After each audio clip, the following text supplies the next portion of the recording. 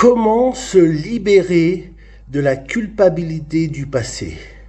Merci de vous arrêter quelques instants sur ma chaîne, la Samsam Family. Vous est-il arrivé de vous sentir encore coupable de choses qui ont eu lieu dans un passé, même lointain, et dont le souvenir vous poursuit et vous hante, jour après jour, et vous enlève la paix et parfois même le sommeil? La culpabilité, oui mes amis, car c'est de cela que nous allons parler aujourd'hui, elle est parfois tenace. Mais tout d'abord, il s'agit de distinguer entre la vraie et la fausse culpabilité. Lorsqu'il y a faute, il est toujours juste de reconnaître son erreur et sa part de responsabilité.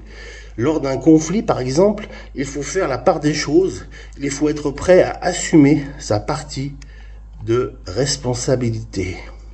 Reconnaître ses torts, c'est bien sûr libérateur. Ensuite, on peut être affecté là même où on a pris à cœur une situation. On est tout simplement chargé de ne pas avoir fait ce qu'il fallait en temps et en heure, en temps voulu. On peut ainsi s'enfoncer dans les remords et de plus, c'est comme si quelqu'un cherchait à nous écraser et on a le sentiment tout simplement d'être coupable, sans forcément l'être dans les faits. Je poursuis ce que je voudrais partager en quelques mots est qu'il y a une solution pour le problème de la culpabilité.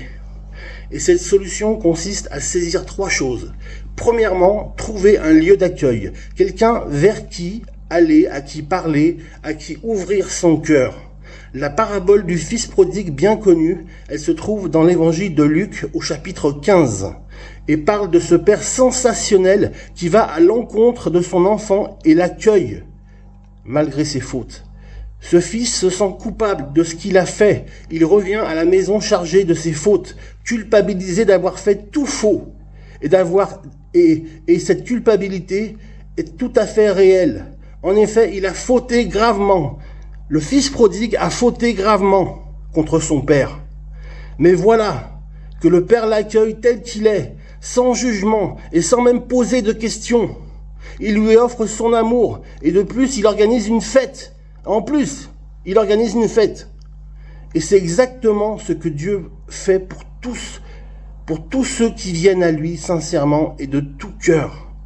Il dit, je ne mettrai pas dehors celui qui vient à moi.